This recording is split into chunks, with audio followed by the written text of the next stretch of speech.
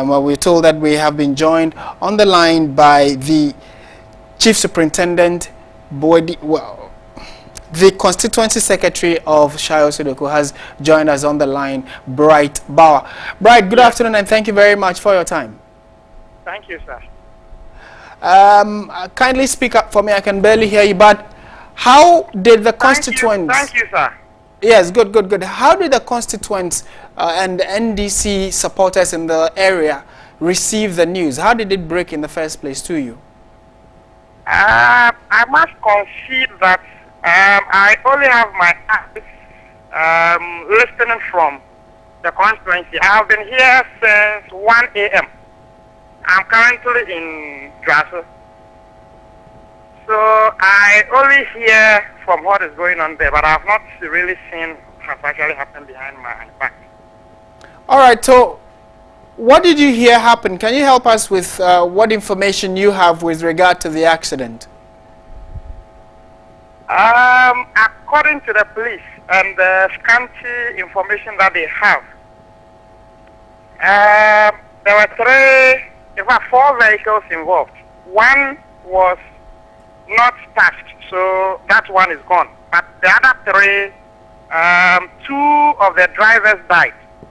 The other one, which is the articulated truck, that one, the driver is alive, the occupants are alive, and they are being released to go, I think, any moment from now. And the 2 cars that had a head-on collision. In fact, for me, and what I saw, I cannot say it's a head-on because the GMC car in which the PC was driving was hit in the middle. Okay. It was hit in the middle, so it was not a head-on collision as such. All right, so have the leadership of the NDC in the Shai Osudoku constituency officially reported this to the national leadership, and what has the decision been?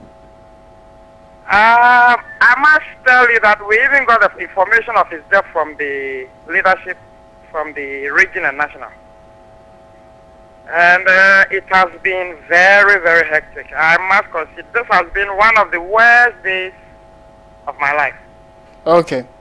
The fact that I'm even picking calls today from radio stations is in itself enough. All right. Would want to say a big thank you to you for making time to speak with us, and we wish the NDC all the condolences that we can muster, and hope that you're able to get out of this in good time. It's a sad news and bad loss for the nation as a whole that we lose another individual. But let's speak to the Chief Superintendent Ohene Boidi Bosman. He has been to the area and has been gathering information with regard to how all of this occurred, to find out what preliminary information they've gathered with regard to their investigations. Good afternoon, sir. Thank you very much for your time. Good afternoon. First, my correction. I'm Superintendent, not Chief Superintendent. All right, Superintendent Ohene Boidi Bosman, what are the primary informations that or news that you have gathered with regard to the accident? Thank you very much. Yesterday evening around 8 p.m. I had a call from my district commander at Draso informing me that there has been an accident at Akedie, just from Draso, the next town. There's a sharp curve at Akedie. That's where the accident occurred. And have you been able to establish the cause of the accident? My information was that the driver of the GMC was trying to overtake some 2 cars on a stretch. Unfortunately, he met a tipper truck who swerved, and this cargo truck, urban cargo truck, collided with his car. Yeah. Okay, and we are currently told that 2 people died as a result of the accident. Do you have any other information with regard to the number of people involved in all? Actually, the information we had, and when we went to the spot, we found that there was only 2 people. Both cars, the drivers were alone in the car. There was no passenger within the car. Yeah, only the driver. The two drivers were driving the car without any passengers. Yeah. Okay, and have you been able to move the mangled vehicles away from where the accident occurred to allow for free flow of traffic? Exactly. That was the first. After picking the dead bodies to the mortuary, the next action was to ensure that the road is motorable. So we pushed. It's a curve, so naturally we have to put the car away from the road for road users to be able to access the road. And is that particular stretch, does it record accidents quite often, or this is a once?